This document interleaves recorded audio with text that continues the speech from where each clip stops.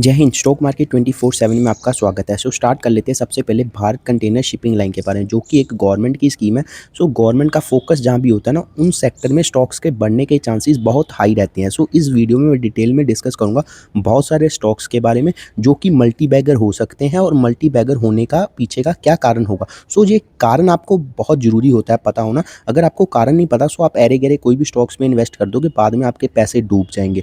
इसलिए आपको कारण का पता होना जरूरी है। इसलिए वीडियो को प्लीज़ लास्ट तक देखना, ताकि आपको अच्छी तरह से डिटेल में हर चीज़ समझ आए।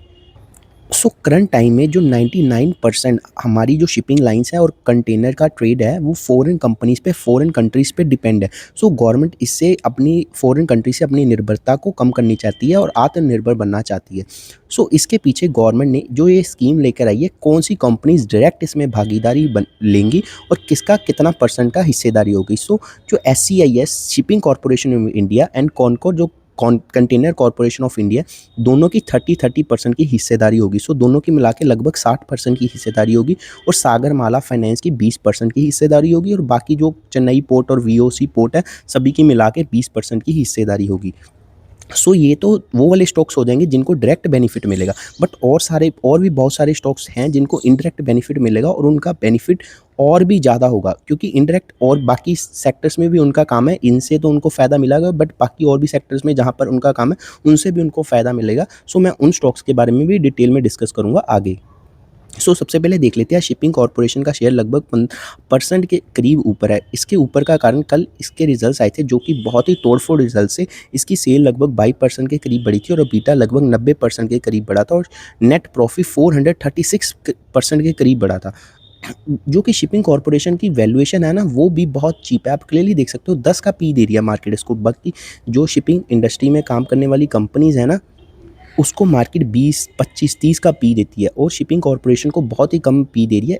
एक ये भी ट्रिगर हो सकता है कल को इसकी वैल्यूएशन को भी मार्केट जस्टिफाई करे और वैल्यूएशन के अकॉर्डिंग भी ये स्टॉक काफ़ी ऊपर जा सकता है। और दूसरी बात, हम इस पर डिविडेंड यील्ड की बात कर लेते हैं। 2 से 2.5% की डिविडेंड यील्ड भी है इसकी, जो कि काफ़ी अच्छी बात हो जाती है। और जो सेकंड स्टॉक है कंटेनर कॉरपोरेशन ऑफ इंडिया, इसकी तो अच्छी खासी मोनोपोली है कंटेनर वाले बिजनेस में। इसको भी डायरेक्ट बेनिफिशियरी होगा ये भी। अब बात कर लेते हैं जो ये स्कीम है उसके क्या क्या कारण है और वो कैसे अपने टारगेट्स को अचीव कर सकती है। सबसे पहले तो हम आत्मनिर्भर बनना चाहते हैं, इसमें नो डाउट। सेकंड जो थिंग है, वो गवर्नमेंट का टारगेट है $2 ट्रिलियन का एक्सपोर्ट करना 2030 तक। एक्सपोर्ट कैसे करते हैं? एक्सपोर्ट जनरली 90%, 95% आज भी जो ट्रेड होता है ना, ग्लोबल ट्रेड एक्सपोर्ट होता है, वो शिपिंग से ही होता है। और शिपिंग के लिए एक तो हमें शिप्स चाहिए, दूसरा हमें कंटेनर चाहिए। दोनों ही चाहिए हमें। ये शिप्स आप क्लियरली देख सकते हो, ये शिप उसके ऊपर जो कंटेनर है ना, गवर्नमेंट शिप्स भी बनाना चाह रही है और ये कंटेनर भी बनाना चाह रही है। इसके लिए ही गवर्नमेंट स्कीम लेके आई है। हम देख रहे हैं कौन से कंपनीज इस सेक्टर में काम कर सकती हैं। शिपिंग के लिए तो डायरेक्ट हो गया हमारे पास शिपिंग कॉरपोरेशन ऑफ इंडिया, और दूसरा कंटेनर्स के लिए हो गया कंटेनर कॉर्पोरेशन ऑफ इंडिया। दोनों को ही काफ़ी अच्छा खासा बेनिफिट होगा। अब आगे बात कर लेते हैं, एक और जो रीज़न है गवर्नमेंट का ये जो स्कीम लेकर आने का, वो है कोस्ट रिडक्शन। क्योंकि जो हमारे इंडिया में लॉजिस्टिक है ना, वो काफ़ी महंगा है, डबल डिजिट में है। गवर्नमेंट उसको सिंगल डिजिट में लेकर आना चाह रही है, क्योंकि जो डेवलप्ड इकोनॉमीज होती है ना, उनमें लॉजिस्टिक की कॉस्ट काफ़ी कम रहती है, लगभग 6 से 8% तक रहती है, और इंडिया में आजकल डबल डिजिट में चल रही है। बट गवर्नमेंट बहुत जल्दी से इस पर काम कर रही है और आगे बढ़ रही है इसको कम करने के लिए।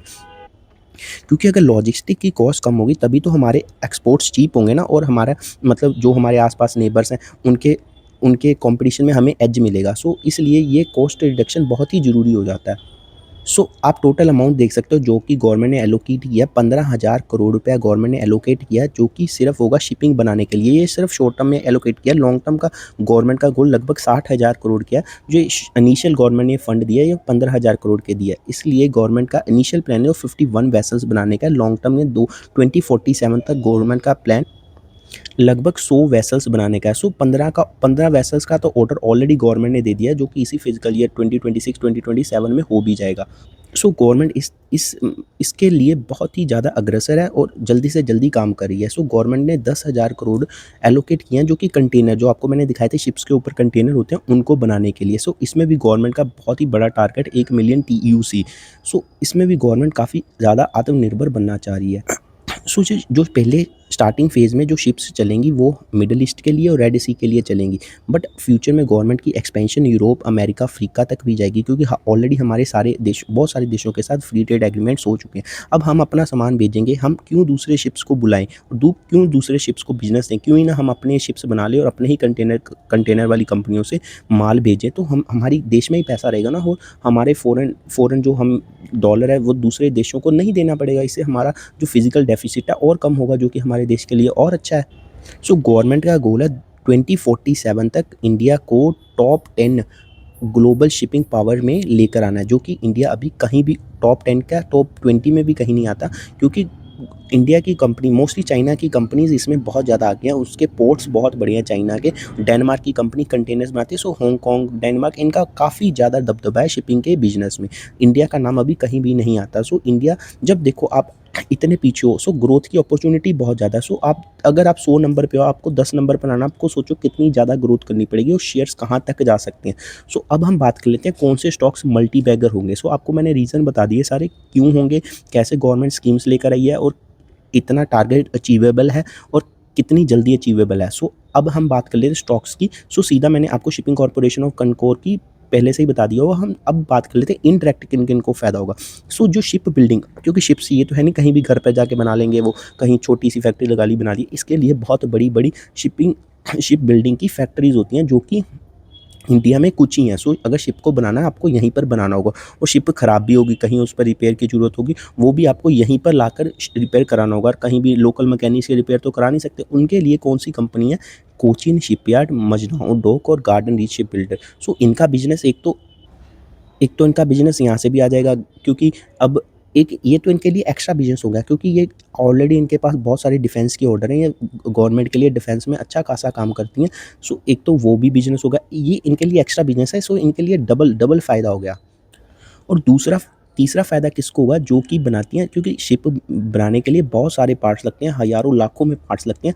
वो कोई भी एक कंपनी सारे पार्ट्स नहीं बनाती, बहुत सारी कंपनियां जो कि थोड़े थोड़े छोटे छोटे को कुछ कुछ पार्ट्स बनाती हैं। सो उनमें कौन कौन सी कंपनीज हैं आप जिनको रडार पे रख सकते हो? उनमें है Kalyani cast tech, Bharat heavy electronic, टेम्स्को rail engineering and Titagarh rail system. So इनका बिजनेस देखो, पहले और भी इनके बिजनेसेस हैं, ऑलरेडी हैं, जो कि अच्छा कर रहे हैं। सो इनके लिए ये जो स्कीम गवर्नमेंट लाई है, उसके लिए ये एक्स्ट्रा बेनिफिट होगा। सो इनके लिए तो डबल फ़ायदा होगा। कल को कुछ मतलब ऊपर नीचे हो गई, गवर्नमेंट टारगेट्स अचीव नहीं कर पाई, फिर भी इनके लिए तो फ़ायदा ही है ना, क्योंकि बाकी बिजनेस तो इनके चल ही रहे हैं, ये तो उनके लिए एक्स्ट्रा है। सो जो सबसे ज़्यादा, जो मुझे लगता है सबसे ज़्यादा अगर किसी को भी फ़ायदा होगा, वो होगा पोर्ट इंफ्रास्ट्रक्चर को। देखो, क्योंकि गवर्नमेंट, इंडिया का टारगेट बहुत बड़ा है, इंडिया की इकॉनमी बढ़ रही है, तो एक्सपोर्ट्स तो बढ़ेंगे, इसमें नो डाउट। सो एक्सपोर्ट्स बढ़ेंगे तो एक्सपोर्ट्स को करने के लिए पोर्ट्स की ज़रूरत पड़ेगी। और पोर्ट्स में इंडिया में आज के टाइम पे 2 ही प्राइवेट प्लेयर हैं जो कि बहुत एग्रेसिवली एक्सपेंशन कर रहे हैं। उनमें है अडानी पोर्ट, जीएसडब्ल्यू पोर्ट। सो ये सरकारी योजना, इसकी बात नहीं करेंगे हम। जो प्राइवेट में बात कर लेते हैं, अडानी और जीएसडब्ल्यू इंफ्रा की बहुत ज़्यादा हैवी एक्सपेंशन में पैसे लगा रहे हैं, जो कि बहुत अच्छी बात हो जाती है, क्योंकि केपेक्स में पैसे खर्च करोगे तभी तो आपको पैसे बनेंगे। सो इनमें आप अडानी पोर्ट और जीएसडब्ल्यू इंफ्रा थोड़ी छोटी कंपनी है, बट छोटी इन द सेंस बहुत छोटी नहीं है। 50-60 हज़ार करोड़ का मार्केट कैप है इसका भी। बट इसकी जो टारगेट्स है ना, वो मतलब आने वाले 4 सालों में लगभग 4 गुना प्रॉफिट करने के हैं। सो आप इस कंपनी को अपनी रडार पे रख सकते हो। और क्योंकि पोर्ट्स का बिजनेस ऐसा है, कल को शिप, इंडिया ने शिप बनाने का विज़न तो रखा है, कल को कुछ ऊपर नीचे हो गया, सरकार के टारगेट्स कुछ भी हो गया, पर पोर्ट्स तो कहीं नहीं है ना, क्यों कहीं बाहर से भी शिप आई या फिर बाहर के कंटेनर्स भी है, पोर्ट ने तो अपनी फीस ले ही लेनी है। सो इनका तो धंधा कभी बंद नहीं होने वाला। सो इनका तो नुकसान होने ही नहीं वाला, इनको तो फ़ायदा ही है। सो आप इन स्टॉक्स को रडार पे रख सकते हो। और अगर आप लेने का मन बना रहे हो तो अपने फाइनेंशियल एडवाइजर से पूछ के बनाओ। सो अडानी पोर्ट और जेएसडब्ल्यू की भी बात कर ली। सो ये सारे स्टॉक्स वो थे जो मल्टी बैगर बनने का दम रखते हैं। So thanks for watching this video. अगर आपने वीडियो यहाँ तक देख लिया तो प्लीज़ इसको लाइक कर दें और मेरे चैनल को सब्सक्राइब कर दें। जय हिंद।